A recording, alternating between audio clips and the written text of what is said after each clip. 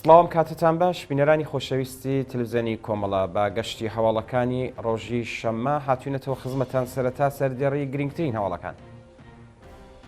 بەڕێوەچوونی ڕێوڕسمی 8 مارس ڕۆژی جیهانی ژن لە سەقز، بەرزڕاگررتنی 8 مارس ڕۆژی جیهانی ژنان لە بانە و بۆکان، بەیانی ئەنجومەنی سنفی معلیمانی کوردستان و خوێندکارانی زانکۆی ڕازی کرماشان، بەڕێوەچوونی ڕێوڕسمەکانی نەورۆز لە گوندەکانی کوردستان، بەڕێوەچوونی مەراسمی 8 مارس لە ڕۆژاوا، باکوور و باشووری کوردستان، دیداری چالاکانی سنفی فەرەنگیان و کرێکاری بە بۆنەی 8 مارس و خۆپیشاندانی 8 مارس لە وڵاتانی جیهان.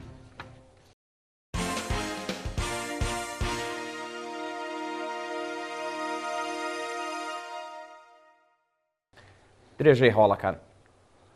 بەڕێوەچوونی ڕێوڕسمی 8 مارس ڕۆژی جیهانی ژن لە سەقز. ڕۆژی هەینی 18 ڕەشەممە ڕێوڕسمێک بە بۆنەی ڕۆژی جیهانی ژن بە بەشداری کۆمەڵێک لە ژنان و پیاوانی ئازادی خواز و بەرابەری تەڵاب لە شاری سەقز بەڕێوەچوو. ڕێوڕسمەکە سەرەتا بە خوێندنەوەی سرودی ئەنتەرناسیۆناڵ سرودی هاوپشتی جیهانی چینی کرێکار دەستی پێکرد. پاشان دەقیقەیەک بێدەنگی بۆ یادی گیانبەختکردوانی ڕێگەی ئازادی و سۆسیالیزم، هەروەها گیانبەختکردوانی شۆڕشی ژن ژیان ئازادی ڕاگەاندرا. لە درێژەدا لەلایەن یەکێک لە بەشداربووانەوە سەبارەت بە مێژووی 8 مارس قسە و باسێک پێشکەشکرا و بە دوای ئەودا شێعر و دروشمی شۆڕشتیرانە وتراوە. پاشان بەیانیەی 8 مارس لەلایەن یەکێک لە بەشداربووانەوە خوێندراوە و دوایین بەشی مەراسمەکە بریتی بوو لە قسە و باسی بەشداربووان سەبارەت بە ڕۆڵی شۆڕشتیرانەی ژنان لە شۆڕشی ژن ژیان ئازادی. ڕێوڕسمەکە بە شادی و خۆشی بەشداربووان و لە کەش و هەوایەکی گەرم و هاوڕێیانەدا کۆتایی پێات. بەرزڕاگررتنی 8 مارس ڕۆژی جیهانی ژنان لە بانە و بۆکان. ڕۆژی هەینی 18 ڕەشەممە کۆمەڵێک لە ژنانی تێکۆشەری شارەکانی بانە و بۆکان لە دوو چالاکی جیاجیا لە داوێنی سروشتی کوردەواری ڕۆژی 8 مارس ڕۆژی جیهانی ژنانیان لە هەموو ژنانی کوردستان، ئێران و جیهان پیرۆزبایی کرد. بەپێی ئەو راپۆرتە کۆمەڵێک لە ژنانی بۆکان بە بەدەستەوەگرتنی پلاکارت و لەبەرکردنی جلی جوانی کوردی دروشمی ژن ژیان ئازادیان بەرز کردوێتەوە و وێڕای پیرۆزباییکردنی 8 مارس لە هەموو ژنانی کوردستان و ئێران هیوای سەرکەوتنیان بۆ بزوتنەوەی ژینا خواستووە. لە شاری بانەژ ژنانی تێکۆشەر بە کردنەوەی ئاگر و پۆشینی جلی کوردی دروشمەکانی بژی شۆڕشی ژینا ژن ژیان ئازادی و نەسرەوتن تا سەرکەوتنیان بەرز کردوێتەوە. پشتیوانی دایکانی دادخوازی کوردستان لە بنەماڵەی 4 بەندکراوی سیاسی لە سێدارەدراوە. ڕۆژی هەینی 18 ڕەشەممە دایکانی دادخوازی شۆڕشی ژینا هاوکات لەگەڵ 8 مارس ڕۆژی جیهانی ژنان سەردانی بنەماڵەی گیانبەختکردووان وەفا ئازەربار، پژمان فاتحی، محسین مەزلوم و محەممەد فەرامەرزیان کرد.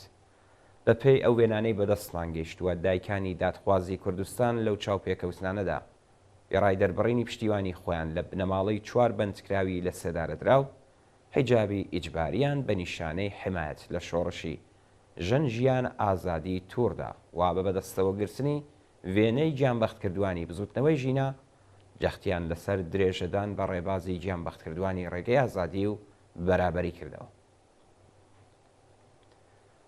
بەیانیەی ئەنجومەنی سنفی معلیمانی کوردستان و خوێندکارانی زانکۆی ڕازی کرماشان. ڕۆژی هەینی 18 ڕەشەممە ئەنجومەنی سنفی فەرەنگیانی کوردستان و ئەنجومەنی سنفی خوێندکارانی زانکۆی ڕازی کرماشان لە دوو بەیاننامەی جیاجیادا ڕۆژی 8 مارس ڕۆژی جیهانی ژنانیان لە هەموو کچان و ژنانی کوردستان و ئێران پیرۆزبایی کرد. ئەو دوو ئەنجومەنە لە بەیاننامەکانیاندا وێڕای ئاماژە پێدان بە جیاوازی شۆڕشی ژینا و کاریگەریەکانی لەسەر کۆمەلگا و بزوتنەوەی ڕزگاری خوازی گەلانی ئێران ڕایانگەیاند شۆڕشی ژینا بزوتنەوەیەک بوو کە ڕوانگەی کۆمەلگای ئێرانی بە ئاراستەی بەرابەری جنسیەتی و مافخوازی ژن و پیا و گۆڕی، هێمای ناموسپەرستی و کوشتنی ژنانی ڕووخاند و هەموو پلان و بەرنامەکانی ڕژیمی بۆ دیلکردنی ژنان لە ژووری ماڵان و چەوسانەوەیانی تێکشکاند. لە بەشێکی دیکەی و بەیاننامەیەدا ئیشارە بە قوربانیبوونی دەیان ژن لە شۆڕشی ژینا و هەزاران ژن لە 45 ساڵی ڕابردوو و جەخت لەسەر درێژەدان بە خەبات تا گەیشتن بە ئازادی و بەرابەری کراوە. بەڕێوچوونی ڕێوڕسمەکانی نەورۆز لە گوندەکانی کوردستان. ڕۆژی هەینی هەژدەی ڕەشەمە دانیشتوانی گوندەکانی دەوروبەری شارەکانی سنە و مەریوان بە پێشوازی نەورۆزی ئازادی ڕۆشتنواژن و پیاو گەورە و بچووک بەجلی ڕەنگاوڕەنگ و هەڵپەڕکێ بەشداری بەرینیان تێدا کرد.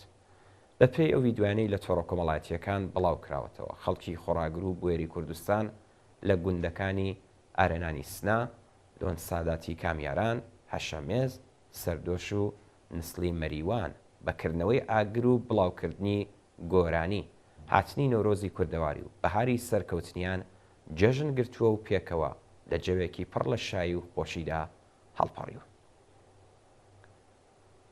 بەڕێوچوونی مەراسمی 8 مارس لە ڕۆژاوە، باکوور و باشووری کوردستان.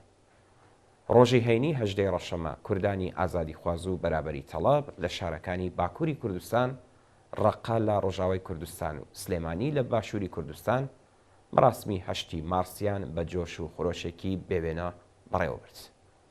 ڕۆژی ڕابردوو لە شاری سلێمانی ڕێپێوانێک لەلایەن حیزب و لایەنە سیاسی و مەدەنیەکانی سلێمانی ڕێکخرا و کۆمەڵێک لە کادر و ئەندامانی کۆمەڵە و حیزبی کۆمۆنیستی ئێرانیش تێیدا بەشدار بوون و دروشمی ژن ژیان ئازادیان بەرز کردەوە. هاوکات لە بەشێکی دیکەی شاردا کچان و ژنانی ئازادی خوازی سلێمانی گوڵی نەرگەزیان لە نێوان ژنان و کچاندا بڵاو کردەوە و وێنەی ژنانی تێکۆشەری گیان بەختکردووی ڕێگەی ئازادیان بەرز کردەوە.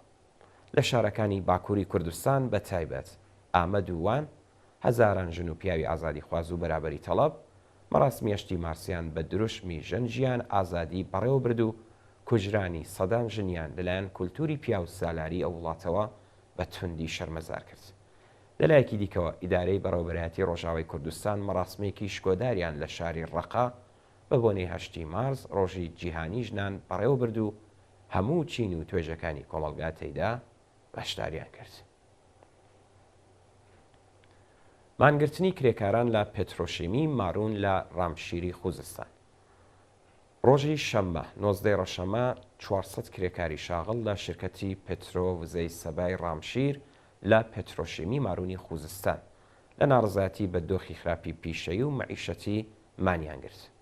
بە پێی راپۆرتەکان کرێکارانی ئەو ناوەندە سەنعەتیە ماوەی 4 مانگە هیچ حەقدەستێکیان وەرنەگرتووە لە ڕۆژی 7 ڕەشەمەوە دەستیان لە کار کێشایەوە. بەوتەی کرێکاران بەڕێوەبەرانی شرکەت لە کاتی سەردانی فەرماندار و نێنەری مەجلس بەڵێنی جێبەجێکردنی داخوازیەکانیان دابوو، بەڵام ئێستا هیچ بایەخێک بە کێشە و گرفتی کرێکاران نادەن و هەراست هەڕەشەی ناڕازیان کردووە و کرێکاران بە تێکدەری ئاسایشی شرکەت ناوبردووە. پیرۆزباییکردنی 8 مارس لەلایەن بنەماڵەی دادخوازانی ئێران. ڕۆژی هەینی 8 ڕەشەمە هاوکار لەگەڵ 8 مارس ڕۆژی جیهانی ژنان بنەماڵەی دادخوازانی دەی 60 بنەماڵەی قوربانیانی فڕۆکەی ئۆکراینی، بنەماڵەی دادخوازانی شۆڕشەکانی 78 خەزەڵوەری 98 و بزوتنەوەی ژینە لە چەند چالاکی و پەیامدا 8 مارسیان لە هەموو ژنانی ئێرانی پیرۆزبایی کرد. بە پێی راپۆرتەکان ئەکرەم نەقابی و منزەر زەرابی لە دایکانی دادخواز لەسەر مەزاری قوربانیانی فڕۆکە ئۆکراینی کۆبوونەوە و بە بۆنەی 8 مارس نەمامیان لە تەنیشت مەزارەکانیان چاند. لە شاری سفەهان بنەماڵەی نەمر مەحسا موگوی لە گیانبەختکردوانی شۆڕشی ژینە لەسەر مەزاری کۆبوونەوە بە دانانی گۆڵ ڕۆژی جیهانی ژنیان لە هەموو ژنانی ئێران پیرۆزبایی کرد.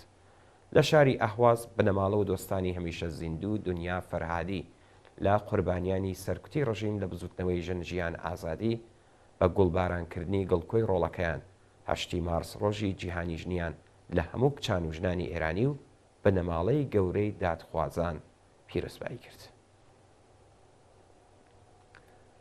دیداری چالاکانی سنفی فەرەنگیان و کرێکاری بە بۆنەی 8 مارس. کۆمەڵێک لە چالاکانی سنفی فەرەنگیان و چالاکانی کرێکاری ڕۆژی هەینی 8 ڕەشەمە لە مەراسمێکدا 8 مارس ڕۆژی جیهانی ژنیان لە هەموو گەلانی ئێران پیرۆزبایی کرد.